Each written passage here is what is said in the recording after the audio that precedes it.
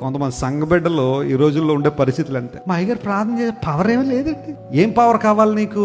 నువ్వు రాగానే నీ బతుకు ఎలా ఉన్నా కానీ పాస్టర్ గారు ప్రార్థన చేయగానే అద్భుతం జరిగిపోలేగా, అప్పుడు పవర్. లేకపోతే పవర్ లేదనంటే. ఈ రోజుల్లో నిన్న ఎక్కడో వీడియో చూస్తుంటే ఒక ఆయన ఇలా తంతున్నాడు, తనగానే 3-4 పడిపోతారు. చర్చికి వచ్చిన వాళ్ళు తంతావు, నువ్వు కాలెత్తి దానికోసం పిలిచాడేసే నిన్ను. ప్రభు ఎక్కడైనా కాలెత్తి తన్నట్టు ఉందండి ఎవరినైనా? ఏంటి విచిత్ర పోకడలు?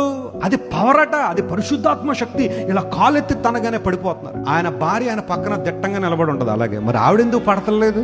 ఎవరిని మోసం చేయడానికి ఇలాంటివన్నీ? అదా నువ్వు పవర్ అనుకుంటున్నావు కొన్నిసార్లు. కొంతమంది అలాంటివి చూసి మా సంఘంలో ఎప్పుడు ఇలా తన్నలేదండి, మేము తన్నాం అమ్మా, మేము తన్నాం. చక్కగా వాకింగ్ చెప్తాం, వింటే వినండి, బాగుపడతారు. తన్నించుకోవాలంటే వెళ్ళండి. వారానికి ఒకడో ధైర్యవుతున్నాడు, తంతున్నారు. మొన్నడెవడో గర్భిణీ స్త్రీని తంతున్నాడు కాలెత్తి. అంతకన్నా అవమానం ఇంకేమైనా ఉందా? అంతకన్నా అవమానం. అదే దేవుడు చెప్పాడు, తనమన్నాడు నేను అందరినీ. పడిపోయిన వాళ్ళు లేకుండా దేవుడు అంటే నువ్వు గర్భిణీ స్త్రీని తంతాను కాలెత్తి. అదా పవర్. ఏమో కొంతమంది పరిగెడతలేదు అలాంటి చోట్లకి. ఉందా మీకు ఏమన్నా వాక్యం మీద భయం, ఏమన్నా భక్తి ఏమన్నా ఉందా? వాక్యం అంటే ఏమన్నా ఉందా? మీ ఇంటి వెనకాల కొబ్బరి చెట్టు ఉందంటే అది ప్రవచనమా? అది కొబ్బరి చెట్టుకి కాయలు ఉన్నాయంటే ప్రవచనమా? కొబ్బరి చెట్టుకు ఆకులు ఉన్నాయి, నిన్న ఒకడు పడిపోయిందంటే ప్రవచనమా? అలాంటి వాటి కోసం నువ్వు పరిగెడుతున్నావు. నీ ఏటీఎం కార్డు నెంబర్లు చెప్పేవాళ్ళ దగ్గర పరిగెడుతున్నావు, నువ్వు బ్యాంక్ అకౌంట్ నెంబర్లు చెప్పేవాళ్ళ దగ్గర పరిగెడుతున్నావు. చాలా మందికి అర్థం కావట్లేదు ఈ రోజుల్లో. నేను చెప్తున్నాను, నువ్వు వాక్యాన్ని పట్టుకోకపోతే ఇలాంటివన్నీ నీ హృదయంలోకి వచ్చేస్తాయి. సాతాను తీసుకొచ్చేస్తాయి. ఇదంతా ఒక భ్రమ. చాలా మంది పడిపోయారు వాటిలో.